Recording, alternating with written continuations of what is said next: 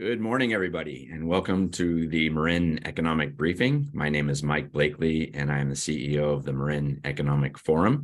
We are a 501c3 nonprofit organization in Marin County, providing research and analysis and advisory on the local and regional economy. This is our March monthly briefing. Most of you will note that we changed the time to 10 o'clock just to accommodate schedules. But going forward, we like to always have these at 9 a.m., usually on a Monday or Tuesday, to start your week off with a short dose of economic data and analysis from myself and my colleague, Dr. Rob Eiler, our chief economist. So this is a busy week in economic terms. Most of you have seen today, Fed Chairman Jerome Powell has already come out and talked about possibly a higher than expected interest rate rise. On Thursday, President Biden will be releasing his draft budget for comment, and we can expect to see some possible tax increases there. And on Friday, a much anticipated jobs report is coming, especially for the month of February, especially on the heels of January's very surprising jobs report that showed a gain of 517,000 jobs, which is actually not what the Fed is trying to achieve with its interest rate rises to slow down the economy and inflation. Anyway, joining us today, as usual, is our chief economist, Dr. Rob Eiler, who knows far more about these items than I, and will be taking us through what's happening at the national level and drilling down to what's happening here in Marin. And then I'll come back with some closing comments after that. So thank you once again for joining. Smaller turnout today, but we hope that you continue to spread the word and follow our reports and these monthly briefings included. So Rob, I'm going to turn it over to you. Thanks, Mike. And for folks that are veterans of this, the chat functionality should be available if you'd like to provide anything in the chat for us to think about or a question that you may have. And thanks again for coming this morning. So what I want to do is I want to get us started right off, basically following precisely off what Mike just said. One of the things that has now started to creep up is we have not seen jobs slide as much as the Federal Reserve would want, which suggests that the demand side of our economy remains relatively hot, which means that inflation is not going down at the pace the Federal Reserve wants, hence the interest rate increases. This slide kind of tells that story in the sense that blue solid line is the preferred inflation measure of the Federal Reserve, which is called Core Personal Consumption Expenditures Price Index. In a big mouthful, what it really means is the shopping cart full of stuff every month that you buy. If you pull food and energy prices out of that and you look 12 months behind you and say, how much did that shopping cart cost 12 months ago and what's the percentage change in that cost? That's that January 4.7% number. And that data just came out a couple of days ago. That not sliding, that little tick at the very end of that solid blue line is the reason why Jerome Powell has come out and talked about maybe we'll see a 50 basis point or 0.5% change the next time the Federal Reserve meets. We will see. What the Federal Reserve wants to do is move that blue solid line through those red dots in terms of that's their forecast, that if they've done everything right and their forecast of the economy is correct, especially on the demand side of the economy, inflation will smoothly move through those shaded areas, hopefully through those red dots precisely over the next few years. But it's over the next few years. And if you look back in time, these data are from January 2007 forward on a monthly basis, seasonally adjusted. Most of the last 15 and a half years has basically been below that blue dotted line is where the Federal Reserve kind of wants inflation expectations to live. So we had this sort of renaissance on the other side of the Great Recession in terms of inflation. That renaissance has ended. So we're hoping to see those numbers slide down through that shaded area, but we have some confusion here, and that means rates are either going to likely stay where they are or may actually creep up a little bit. Housing markets, if you've seen this before, I'm not really shaking off of this yet. We have to expect some give back, especially in Marin County, but really more Bay Area wide in terms of relatively high housing prices. Giving back 10 or 15%, though, is not a panic in terms of the housing market. It's more of like a mean reversion. And job losses are slowly showing their face. We're hearing Meta, for example, might cut off another 10 to 15,000 workers worldwide. But some of what's happened in this sort of diaspora that's happened on the other side of the pandemic will spread some of those job losses beyond the Bay Area, where 15, 20 years ago, when tech started to shed jobs, a lot of that hit the core Bay Area. For example, in the 2001, 2002 recession, what we call the dot-com recession, a lot of that was centered on the 70-mile radius around the Golden Gate Bridge moving east, north, and south. This time, because of that movement of people, we may not see it center on our locations here as a result of people living all over the place, but being let go because Meta, for example, is an example of how a big tech wants to start cutting back on workforce as a way of, at least in theory, changing their expense side. One of the reasons why we believe that inflation is much more demand-driven right now than supply-driven is the supply problems and inflation are starting to fade. The reopening of the Chinese economy, they're sort of slowly walking away from really restrictive policies under the pandemic. South Korea doing the same thing now, Japan doing the same thing now, has at least provided some ideas in economist circles that the supply side that might be also pushing inflation up is starting to fade. These data came from The Economist about a month ago and kind of show through the end of 2022, starting in 2019, the wild roller coaster shipping container costs coming from East Asia, specifically China, saw as an increase in cost. So before the pandemic, if you look at the left-hand side of that graph to that solid line vertical, which is the beginning of the pandemic, somewhere between 1,500, 2,000, depending on whether you're going the East Coast, Europe, or West Coast of the United States, for 140-foot container coming from China with all kinds of goods inside of it, went up above to the East Coast specifically, but almost the same number to the West Coast, about $20,000 for the same 40-foot container sometime late in 2021, and then started to fade. This is a data point that economists are really looking at to see, at least in theory, very specifically what was happening on the supply side of the economy. So that is faded, which is good, and it suggests that the rise we saw that affected multiple sectors should be starting to fade. That dependence on China and thinking about East Asia as a place of goods is something that the Biden administration is very focused on. And of course, there's a lot of political contention and friction that's happening between the US and China. Some of it's economic, some of it's political, some of it's social. But the dependence is something that the Biden administration would like to rectify or at least try to repatriate in some ways. Europe basically has the same issues. And so if you think about the emerged so-called Western world, so much of what we gain access to in terms of low price goods come from East Asia, primarily China. These data showcase how dependent, once we had to get those goods and keep them flowing, that sort of pivot point in terms of what China was trying to do with their own COVID policy really shot those costs up. But how feasible is that repatriation? So one of the things the Biden administration is going to have to watch as it creeps toward the presidential election in 2024 is how feasible it is to really bring that manufacturing back and have more goods manufactured and available in the United States without having to ship it over the water and be somewhat exposed to the risk we saw between late 2020 and basically the middle part of 2022 versus recent history. Another thing we're watching closely as economists at the macro level is the personal savings rate. And this has been a wild set of data over the last few years. So these again are monthly on a percentage basis, meaning that for the next dollar of income you generate at home, what percentage of that do you save?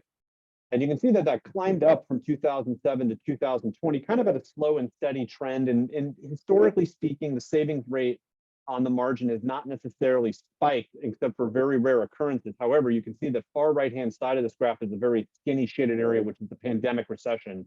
The spike was the original tranche of federal money coming from the Treasury toward home as a result of the Trump administration trying to provide households with direct cash payments to sustain them during the immediate beginning of the pandemic time. That faded as people spent that money, and then there was a second tranche that then again faded and has continued to fade. So in phase-in, we had the original amount, the original spending, the second amount, the second spending exacerbated by inflation pressures, and down the slide we went. And we went to relative lows, historically speaking, in savings rates, which have now kicked back up a little bit, and part of that's because interest rates have kicked back up. So that 4.7% is not historically low, but is creeping on it.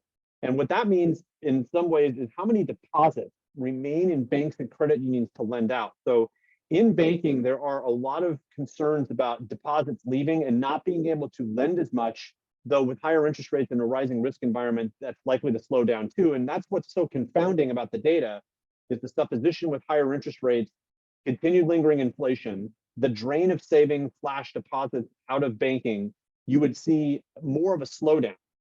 What the Federal Reserve would like to see is this number pick up. So when it increases interest rates, the beauty of that, or at least let's say the hidden opportunity benefit of interest rates rising, is people tend to save more and we prepare for longer term growth through that savings, which then ultimately becomes macroeconomic investment. So we're watching this closely. If this continues to pick up, it should mean a slower moving economy because people are not consuming as fast and have now kind of maybe rebalanced themselves at home. This forecast came out about 3 weeks ago from the Federal Reserve in Philadelphia. And what they do every quarter is they interview 40 forecasters and ask, what do you think about real GDP growth? So think of the percentage growth in income after inflation, the unemployment rate, and that same core PCE inflation. So as we're going to see in a minute, that far right-hand column under core PCE inflation that says new is the same three dots we saw on the last, or are the same three dots we saw in that last graph. But here is the latest forecast of GDP growth. So notice the column next door to that shaded area is called previous. And so 1 quarter ago, these 40 forecasters at the median of their forecast thought we'd grow about 0.7%, which is relatively slow, meaning that you're kind of exposed to geopolitical risk, other financial risks domestically, labor markets changing quickly, to going into recession. And that's why you heard late 2022, a lot of rumbling about rising percentage chance in recession would come in 2023. Well, that pain has now somewhat been spread out over the next 2 years. And you'll notice that in 2024, in that previous column, it was 1.8% growth, almost back to pre-pandemic growth levels.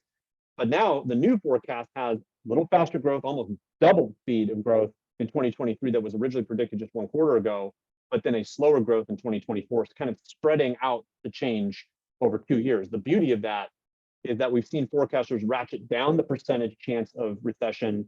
A lot of it's because our labor market, which is the next top we're going to make, remains relatively robust. So the original forecast, or the original, I'm sorry, last quarter's forecast is 4.2% unemployment, which is not bad at all. In fact, it's historically very low, but it's actually gone back down to 3.8. So not much change in labor markets according to these forecasters in 2023. And then the slow march up, still very, very low unemployment. But I want to give a couple caveats to unemployment.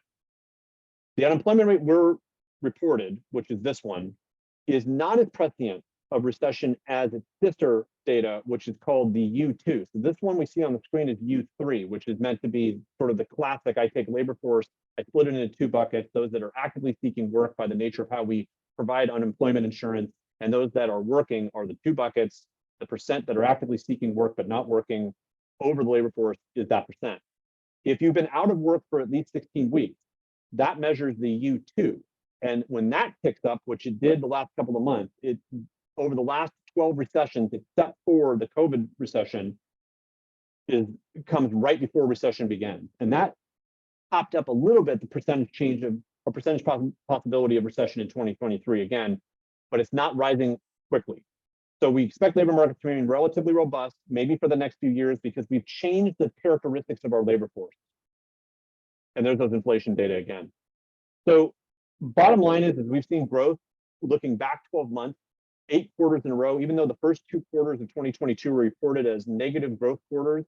That looks back 1 quarter and multiplies that change by 4. If we actually look back 12 months, we've had 8 quarters of growth in a row since the bottom of the pandemic recession.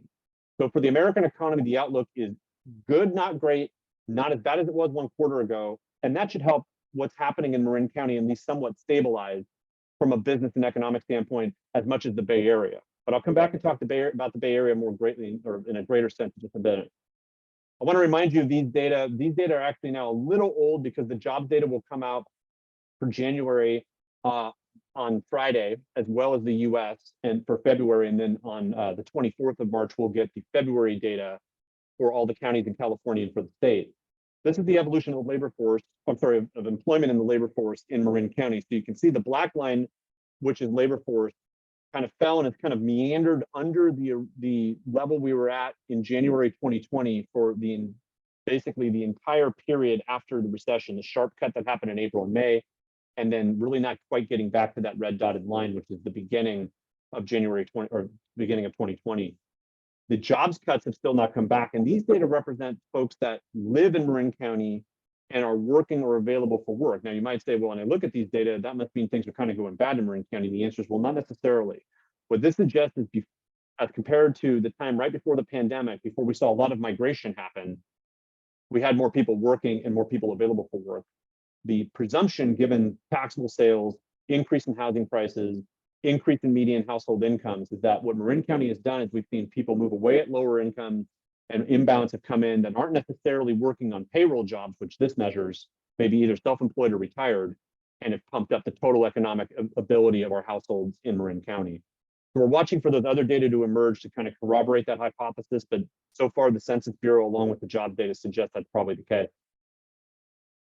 Here's building permits in Marin County and in California, and I show this as an index because there's obviously so many more business permits pulled for new residences in California than in Marin County, but you can see that in a trend sense, Marin County and California kind of followed each other for most of the time until the middle of the last decade, and then there was a break where Marin County slowed down how much we were building in new housing, and California kind of kept trucking along, but most of that growth in California in the, let's say, 2010 to 2015 time was multifamily. Then it kicked into single family a little bit. For Marin County, we kind of languished for a few years and now we've started to build again.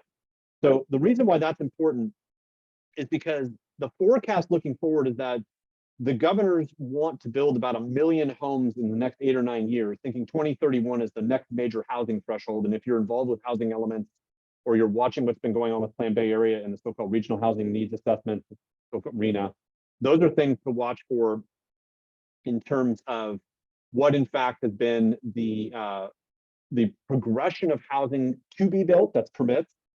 And we're expecting that to continue, but the key of that forecast is 50-50 split between multifamily and single family. And what's important about that is, will people that come to Marin County or come to California want to, plucked at random, be sort of 50-50 about living in multifamily or single family? So we're watching that close, and then you can see over for 2022, it's about 360 permits that were pulled to build new housing, almost an even split between multifamily and single family. And that's because there's this friction about what we need to build to hit the RHNA numbers, what we're going to need to build for workforce and economic development reasons, and how those two kind of find each other somewhere in the middle. Okay, so one of the implications of housing market changes and interest rates rising is that we're going to see some forecasts that look a little bit more pessimistic. But in fact, I'm showing you these data, which are the latest from Zillow, in terms of looking forward 1 year. The new ones are going to come out in about 10 days. This is less pessimistic than it was 3 months ago about 2023.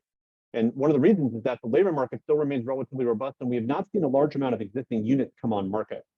So from a housing standpoint, we should see a change downward in so many of these counties now. Every single county in California that Zillow tracks is now with a negative forecast, but the forecast is very small thus far, and you should expect it to continue to tumble down the hill, especially if the Federal Reserve continues to put pressure on interest rates. But at the end of the day, housing markets will probably mean relatively stable, meaning relative to all the other macro conditions that are affecting it, primarily because labor markets are probably going to remain regionally relatively stable. And there, in places like Marin County, for example, we're still seeing a lot of cash coming and not being so dependent on an interest rate to finance a purchase. So there's some games there in terms of trying to figure out from county to county, there are some differences, but the forecast is still relatively good. We knew it had to be negative to a certain extent. This actually shows that housing may not sag as much as we originally predicted. But there are implications about the pattern of migration we saw as a result of the pandemic, and those are starting to somewhat come to fruit in terms of predictions about what's going to happen in the Bay Area with respect to K through 12 public school attendance. So the Department of Finance put forward a forecast a couple of months ago that I wanted to show here, just to kind of give you a sense of some of the warnings about the migration of people away and around the Bay Area, away from and around, is that there is now a negative forecast basically for all the counties of the Bay Area that we think is the core Bay Area. Though Contra Costa and Solano is very small change over the next 10 academic years in terms of the total attendance. Marin's down about 13%. Santa Clara is down about 60%. So this is total K through 12 kids in seats. California is down about 9%. This suggests we're going to have some labor force shifts over the next 10 years, and the ones we're already seeing are going to become a little bit worse. Now, what that means overall will depend on the types of jobs that we develop and how, in fact, we train a new workforce. And it may actually coincide with how much we actually need workers for a lot of industries, depending on the evolution of technology. But it's something to watch because they should have a public finance implication in terms of the way that schools finance themselves and some of the arguments about what to do with school districts. That leads to another thing, which is the quality of life issue. And Marin County has such great schools. We're going to watch this closely in terms of the choices that are made. So Mike, with that, that's what I have. The forecast is good, not great. It's better than it was 1 quarter ago or even 1 month ago, but we still got some headwinds, especially as we creep toward the 2024 elections in the United States and the continued unrest worldwide, specifically the conflict in Eastern Europe. Absolutely, Rob, and thanks so much for that. Before I make a few comments, maybe you can go to the first question in the Q&A, which is asking if you've reviewed some of the regional reports and what your takeaways on that would be from other organizations. Yeah, so the recent reports in terms of regional recovery and what the Bay Area Council is looking at, one of the things that the highlights are, at least out there, is we're going to see some shifts in labor force participation. We're going to keep wages are probably going to still have a lot of pressure on them to stay relatively high, which puts a squeeze in our small businesses.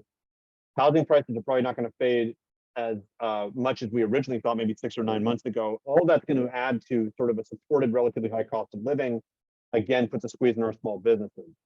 Where one thing I wanted to say, and I was going to say it one way or the other at the end, and when I saw, Linda, your question, I was going to say it now, was that we're looking at commercial real estate, be very observant of what happens in downtown San Francisco, downtown San Jose, downtown Oakland in terms of the utilization of commercial real estate and what that means in terms of secondary and tertiary businesses and how those stay in business as we creep forward. Will the demand be there to support those mom and pop retailers, all those smaller little places that had as patrons those inbound commuters, and also business travelers that may have not come back because there's not as many meetings in those central areas? If that's true, we're going to see a lot more vacancies, and that vacancy rate might start to creep up into retail, restaurant, and office spaces here in Marin County. Just watch for that as an indicator of how good or bad that tracking is of the pandemic, because that's something that not a lot of places out there are looking at, but I'm tending to watch a little bit more closely with respect to those other indices that are out there. Yeah, and I think one thing that's often lost is that these businesses that you just mentioned, those that might rely on in-office workers or commuters, they do seem vulnerable. And there is evidence of those businesses closing. Now, from an economic perspective, that just happens as a function of demand, and it might be a sad story, but it's just what happens. At the same point in time, I always like to remind people that since the pandemic started, we have seen the number of new businesses, new business license and businesses increase to levels as never before. Now, that doesn't mean they're going to fill downtown retail spots, and I understand that might be a concern for policymakers. But when we talk about the economy, we talk about businesses, it's much more than just our downtown visible stores. And so people, you're seeing this at the national level play out, where sentiment about the economy is generally low. However, most of the fundamental indicators, some of them you just shared with us, point to a very strong and resilient economy. So there's a little bit of this contradiction. The same thing exists in the labor force. You talked earlier about possibly more layoffs in the tech sector and that impact, but the hospitality sector and other services sectors are booming in terms of employment. They're one of the reasons that we have such low employment here in Marin County, because we have so many businesses in the locally serving market. So they're having a hard time filling jobs. So there's all these contradictions in the economy, which makes your job and our job very difficult, Rob. And I appreciate that. So I wanted to just switch to a couple of things that we're looking at here for our audience, in addition to all of the stuff that you brought out.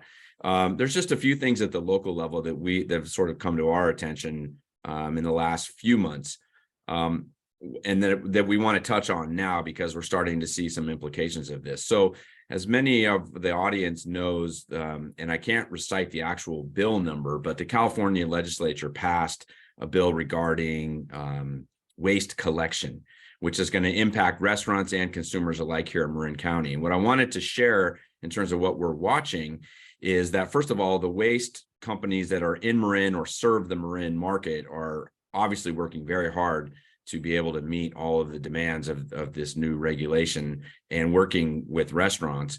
But on top of that, people should be pleased to know that the Marin Resource Conservation District received a large grant from the state to do a study on what to do with some of that biomass and if there are economic opportunities for that. And MEF is part of the steering committee of that group, or collaborative committee. And I can say that all these waste management companies and everybody else who's looking at this issue of biomass is very active in trying to understand if there are economic opportunities in Marin. So that's really exciting work that's ongoing right now.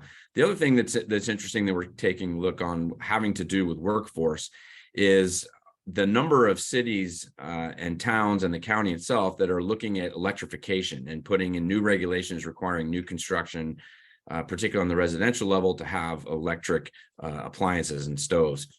And the impact of this, of course, are several, but one of the things that we're very concerned about, and this ties into a broader problem of labor force, is that the ability for consumers to access electricians to actually do that work is a real question mark right now. And the reason that we're looking at this issue is because we have been very concerned about Marin's labor force as it relates to filling trades positions. This is pretty well known in Marin, so we're not raising anything that's new. But the reality is, from a workforce development perspective, the supply side, that is to say, those organizations that would be providing this type of training, or even electricians themselves that would handle apprentices, is not only too small to meet what the current and future demand is expected to be, but there just really isn't any organization or attention on the fact that we have a growing, about to see a wave of retirements of highly skilled tradespeople that live in Marin and serve Marin, and they're not being replaced. And so it's not just about the local restaurant having a hard time filling a job. It scales up to the trade sector not really having it. And as you just pointed out, Rob, with some of those population figures, it's going to continue to be an issue for Marin County to access labor, given the profile of the companies that we have here. So these are the things that are really top of mind for us. We're doing some research on this that we're going to be coming out with probably in a couple of months or so. So that's really exciting.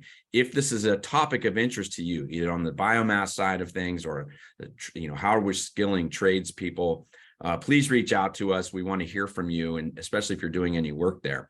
And then I want to end things this morning, not only by thanking everybody, but by highlighting that our annual conference, Forecasting the Future, is coming up just 1 month on April 5th. And in the recording that we send out later this afternoon, we'll put in information and a link to how you can register to be a part of that. We're super excited this year. We're going to have a focus on economic equity, which is a key issue here in the county right now, being addressed by many organizations in the public and private sector, including MEF. We really hope that you can join us for that. So with that, I want to thank Rob Eiler, and I want to thank those of you who were able to join us today. Be on the lookout for the next one in April and other communications that we'll be sending out in the meantime. Thanks again for joining, and enjoy the rest of your day. Thanks, folks.